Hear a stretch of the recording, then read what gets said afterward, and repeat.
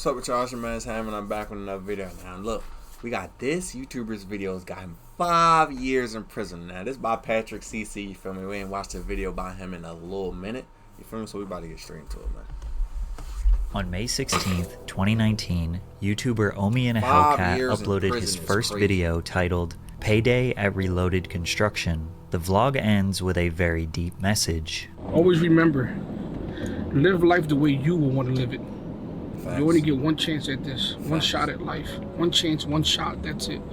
Any mistake that you make, it's done. You're done.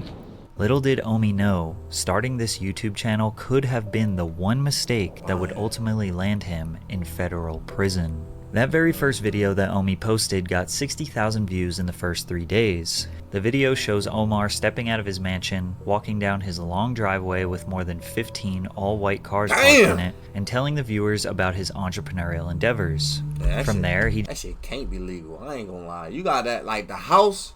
I'm not gonna lie. That's a nice house, but it ain't matching up with how many cars you got, bro. There's something fishy about that, and I'm not gonna lie. Anybody with a brain can see that. No cap. I ain't gonna lie. It's something fishy. We gonna find out. He drives to his first nightclub that he owns, where they are doing renovations. Then he goes to his second nightclub, where they just made the final touches before opening. Omi continued to post vlogs that started with motivational messages about life. You have one thing, an advantage over a lot of people. You're free, you're young, and you're healthy. No excuses. Stop trying to keep up with everybody.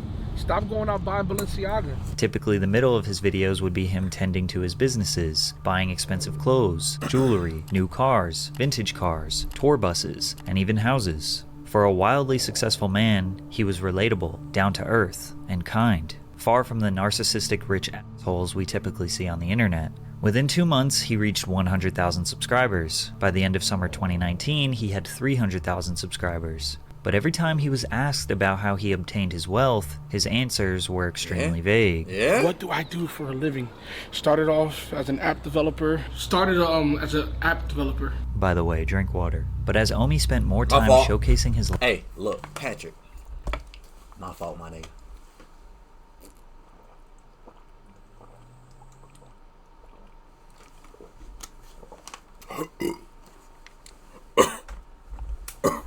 Lifestyle on the internet and being more open about how he made his money, he caught the attention of the FBI.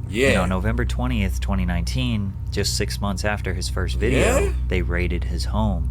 This case file shows 88 lines of personal property that the federal government seized from Omi. Oh, fuck. Damn, they see. Damn, $5 million out his bank. See, that's why you gotta keep cash, bro. That's why you gotta keep cash. 500,000 to 20,000. Damn. 20,000, 80,000. Damn, a Benz, a Bentley. Damn. That's hella cars though. No cap. Look at all these damn cars. Real property, took his houses. Oh my God! They For the next couple of months, the FBI confiscated $5,875,000, 58 vehicles, including a 2020 Lamborghini Huracan, a 2019 Lamborghini Aventador, and a 2019 Audi A7. They also took 21 properties, including buildings in downtown. It's crazy, bro. The police can just pull up and rob your ass, like legally though. Take everything. You feel me? The government literally can do whatever the hell they want. They can literally just pull up and take any, like, bro, they'll find a reason, pull up and just rob your ass. There ain't nothing you can do about it, bro. You just gotta start off from ground zero. You gonna go to jail, you feel me? And you just gotta start off from ground zero, bro. Them niggas can really do whatever the hell they want, right? And it's crazy. Philadelphia, and mansions in the suburbs. You would think that in a situation as serious as this, Omi would keep quiet. But as soon as this happened, he went live on YouTube to tell his fans about the raid. At first, he thought the feds were after him for tax evasion, which was partially true, and Omi claimed that he was innocent. But it wasn't just taxes that the feds were worried about. Bro, when I tell you they took everything, they took every SD card, every camera. No, fuck that. I'm not gonna lie. I ain't gonna lie, bro. Feds pull up on my shit and take my SD card, I'm mad as fuck. I'm not gonna lie. Nigga pull up, nigga come to your house. You feel me? As you paid your money for, you feel me? You supposed to be paying taxes. Maybe you might not be, but you feel me? A nigga pull up and take your. I got a story. Look, I just came home from practice one day, right? You feel me? This was at the time when I was living in my apartment. Pulled out of practice. I made a mistake and left my door unlocked. You feel me? Granted, that was a mistake. You feel me? It was by mistake, obviously. You feel me? Niggas don't just mean to me leave their door unlocked, but I left my door unlocked. You feel me? Long story short, nigga ransacked my car, right? I have a $500, like it's a memory like card thing. You feel me? A storage memory thing. I don't know what I'm trying to say. It's like one of these. You feel me? An SD drive, but it's like real. It was this was a cheap one. That's a cheap one. But this one was real expensive, bro. These niggas stole everything in there, but what would give them some money? Like, you fucking idiot. Like, bro, you feel me? And you can see because the joint was all the way on the ground under. Because they, you know, like when niggas run through your car, all your shit all over the place, bro. The niggas don't even clean up when they done. You feel me? All my shit on the ground. Nigga put the SD card on the ground. So I'm like, the nigga left. What's gonna make you the bread, dumbass? How you leave was really gonna get you the bread. You feel me? Nigga must not have known, but the nigga took my socks. Nigga took my cleats. Nigga took my book bag. Like, nigga, what the hell you gonna do with my cleats, though? Like, that's what I'm trying. Like, what you gonna do with my cleats? Nigga took my favorite pair of cleats, bro. What you finna do with my cleats, bro? Like, bro, that I ain't gonna lie, that sent me over the edge, bro. Every television nigga stole my cleats. Houses, IPTV is a gray area. You know, the Copyright Act hasn't been updated since the 1960s. And you know, I hit a fucking gray area and exploited it, and they just didn't like it. Omi thought he had found a loophole in the US copyright law and was exploiting it. Now, if at this point you're feeling extremely confused as to how this guy even got into this situation in the first place, this is exactly how his hundreds of thousands of fans felt. Ironically, once the feds raided him, that's when Omi started opening up about exactly how he made his fortune. But first, a word from today's sponsor. Bespoke Post is a monthly membership club delivering a box of awesome, top-shelf goods from under-the-radar brands. It's free to join, and you can sign to you, and before it's shipped, you only pay for what you want. One of my favorite boxes is for a quick flight. A unique flavor to your cup in the description, and enter piracy scheme in which they fraud Omar Carrasquillo. Post.com/PatrickCC20. Omi and a Hellcat, whose real name is Bill Omar Carrasquillo, operated a large-scale Internet Protocol Television, or IPTV, piracy scheme in which they fraudulently obtained cable television accounts and then resold copyrighted content to thousands of their own subscribers who could then stream or play back content. This piracy scheme all started on Kodi. Kodi is essentially just a media player that's available on any device. People use Kodi to watch videos, podcasts, movies, play games, listen to music, so how the niggas go to jail though? Like, don't you just get sued or some shit? Like, I mean, if you get sued, you're obviously gonna go to jail because the other niggas press charges or whatever. So I mean. However, Kodi doesn't make its own content. It's an open source streaming platform that anyone can make apps on. Because of this, it's mostly known for people who watch pirated or stolen content.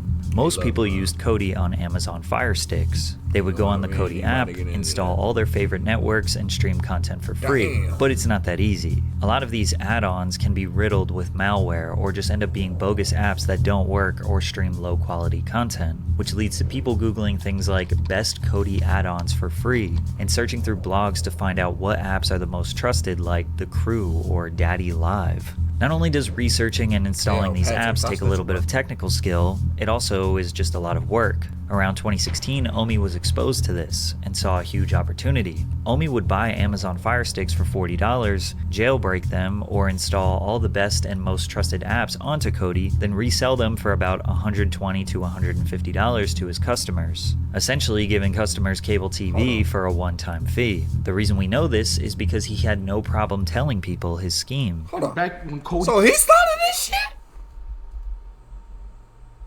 Damn. This nigga is who started that. Now, I ain't gonna lie. See, we don't got one of those. You feel me? But I know a lot of niggas who got them shits. You feel me? That's crazy. I'm not gonna lie. I ain't know he was. You feel me? That shit. Like, I'm in Baltimore, bro. I don't know where he from, but like niggas, like it's all. You feel me? Damn. I mean, he like. The only reason why I'm saying this is because I'm thinking about how far the nigga got out, bro. Like, he making bread because niggas is doing it here. That shit's crazy. He was popping. You know what I'm saying? I was one of the first ones doing Cody sticks. Yeah. And that's how I started making a lot of money. Buying these boxes from Amazon already preloaded. Damn. And just selling them for more money. I'll buy them for $50, sell them for $120, $150. Now I was selling thousands of fire sticks. I'm talking about a lot of fire sticks. In 2016, Omi said that he made $1 million flipping fire sticks. Damn. That gave him enough money to fund his next piracy venture, which would make him tens of millions of dollars. See, look, bro, I ain't gonna lie. You should have got that million and got the fuck up on out of there, bro. Like, nigga, that's how niggas be getting caught, bro. Niggas get greedy, bro. Like, you feel me? Once you see, like, I ain't gonna say the government don't care, but they don't care about this small shit. You feel me? You feel me? Go $1 million ain't nothing to them. You feel me? You start banging them over here for 10, 15, 20. It's like, all right, bitch. Like, you feel me? All right, nigga. Like, by this point, Omar was kind of a regular in the online piracy community, which is surprisingly large. I was a negative person in Cody because I was like a wrestler. There was good guys and there were bad guys. I was the bad guy because that's how I got people's attention. He was known by the username Target in 1080p. His YouTube channel was originally named Target in 1080p and featured videos of him discussing things in the IPTV space. One particular man named Dexter took a liking to him. Dexter was a developer and Omi was the financial backbone. Together, they made an app for Cody called Gears TV, which was inspired by his favorite video game, Gears of War. Gears TV was Omi's all-in-one digital content package with some of your favorite shows like Game of Thrones, Better Call Saul, Twin Peaks, all of the major networks like ABC, ESPN, and Fox, channels that are only shown in the UK and Canada, and even more premium packages like NFL Sunday Ticket. Gears TV provided all of that content in 1080p resolution for as low as $15 per month. If someone were to pay for regular cable, it could cost them anywhere from $60 to $200 per month. But how was he able to do this? Essentially, what Omi did was purchase cable subscriptions from Comcast, Spectrum, Verizon, DirecTV, and Frontier Communications. These cable subscriptions come with a box that contains encrypted media. Omi purchased decoders from China to remove the encryption, then capture cards to download the content and send it to a server where it would be redistributed over the internet to his subscribers. I ain't gonna lie, this is a smart nigga, bro. That's a smart nigga. He too smart for his own good, bro. I'm not gonna lie, bro. At this point, I'm just get a skill, get good at it. You feel me, and try to work my way up from there. Cause it's like, bro, I'm not doing. You feel me? That's a lot of like that's all I don't understand how niggas can scam, bro. That's just a whole bunch of work. You think? You feel me? They be coming up, but it's like, bro, the work you gotta do behind the scenes. You feel me? Then you gotta cover the shit up. You feel me? You feel me? Cover every track. You feel me? Taxes, like. That shit, like, bro. More power to y'all niggas, man. Gears TV was cheap and provided way more value and content than any cable company could ever compete with, and word spreads fast in the IPTV community. Omi went from making $5,000 per week to $400,000 per week in just a few months. The indictment claims that in total, the defendants received more than $30 million in subscriber fees. Omi said he was still living in the hood of Philly at this point, and nobody knew the kind of money he was raking in. All right, that makes sense. I'm in Baltimore. All right, that makes sense. He ain't that far. His first purchase was a 2016 Camaro SS 50th Edition, his dream car. Keep in mind, Gears TV was no small operation. They had large servers, customer service representatives, and the government did have their eye on these schemes. As it got more popular, the monthly price increased, which pissed off customers as their $15 per month turned into $20, then $30, then $40, getting closer and closer to regular cable prices. Omi sold his app to a private investment company in 2018 for a whopping $40 million. This was perhaps his most genius move because not too long after, Gears TV shut down. But it did not stop there. Omi used his large payout and expertise to build a new and improved app called Reloaded TV. See, bro, this is what I mean. Niggas get greedy and shit. Nigga gave you 40 million. Nigga bought that. Nigga basically bought a scam off you. You feel me? For $40 million, and you gonna make another one, nigga? Like, bro, that shit on you, bro. Like, come on, bro. You niggas getting greedy, bro. You could have went to real estate and just been good, bro. You tripping. You tweaking. This was everything Gears was and more, with a way better interface and higher quality content. Reloaded very quickly became one of the biggest apps in the IPTV space because of its great user interface and reliability. It's unclear what exactly happened to Reloaded TV. It seems like it wasn't around for very long, because in 2019 Omar abandoned the Target in 1080p name and changed it to Omi and a Hellcat, and he stopped talking about the IPTV space as a whole. He claims he knew the industry was dying and the feds were cracking down on other apps similar to Reloaded. Now, is it possible that Omi's YouTube channel alerted the FBI? Not necessarily, but it didn't help his case. Anyone who is in the business of distributing media knows there are others trying to steal it, but Omi's YouTube channel promoting his own brand and attaching a face to the scheme just made it that much easier to identify the perpetrator. Bragging and flaunting his wealth could have pissed off authorities, and yeah, they're human. Maybe they did want to put him in his place a little bit. Maybe they were harsher on him than others to make an example out of him. In one vlog, Omi found out that federal agents boarded his flight to the Dominican Republic to make sure he wasn't trying to flee the country. But you have to remember that all of the information I just gave you, his audience didn't know about. They had no idea why the FBI was after him. They just knew Omi had to restart his life. Please continue to support this channel. I'm gonna stay strong. I'm gonna try to beat this shit. They broke me. They broke one of the strongest people I know, which is me. They broke me, but no one got me to this position. Only but me. Start taking responsibility for your actions. Omi's YouTube channel after the raid became dedicated to him trying to regain his wealth, start new businesses, buy more cars, all while the feds were watching him. He started a printing company / merch brand under the name Reloaded, where he made and sold all different types of clothing out of a room in his house. Keep in mind he had his construction business and various other side hustles that kept him paid. Plus, it's not like the feds emptied his bank accounts entirely. Omi kept saying he was broke, but his version of broke is going from tens of millions to maybe just a few millions. But it wouldn't be long before the FBI came back. The whole FBI situation, it seems like they're trying to tack on money laundering charges, tax evasion charges. From 2016 to 2018, when Omi made tens of millions of dollars, he admits that he did not pay his taxes. However, he had a reason. He claims that the accountant he hired told him that she was CPA certified when she wasn't, and that she never paid his taxes the right way, but he was more than willing to pay the millions he owed. However, once he finally got together the money to pay his taxes, it was stolen from him. He posted a video titled, "I Got Robbed for $1 Million," in which he claims that he took $920,000 out of the bank in cash to give to his accountant. He left for Dallas for 2 days, and while he was gone, someone cut the power off from his house and stole the cash, some electronics, and his girlfriend's purses. The funny part is, a lot of his own fans were suspicious. It seemed like Omi was trying to stash $1 million and throw off the feds by setting up a robbery. Sorry IRS, I can't pay my taxes because somebody stole my money and here's my YouTube video to prove it. Plus you have to think, why would anyone bother stealing Xboxes and TVs when you have $1 million cash? Conveniently, this video was posted on the same day that Omi released his very first sneaker, the Omi Zeros, which was just a Nike Jordan 1 silhouette that replaced the swoosh with a lightning bolt. He even took the Air Jordan branding and replaced it with Air Omi. Now, taking the Nike silhouette for a shoe brand isn't something new. It was a really hot trend for the past few years. I even bought myself a pair. Omi would slap the word Reloaded on a popular team's logo, or really any iconic brand trade dress. It's pretty clear that Omi's specialty is copyright infringement. Building an original brand is way too much work and too risky. However, things got really bad for Omi in September of 2021 when he was formally indicted with criminal copyright infringement, wire fraud, money laundering, and several other crimes. The feds came back once again and raided his house for the second time. This time, he made much bigger headlines and was even interviewed on the news. Just to be crystal clear, the indictment that came down today, you're saying you're completely innocent of those?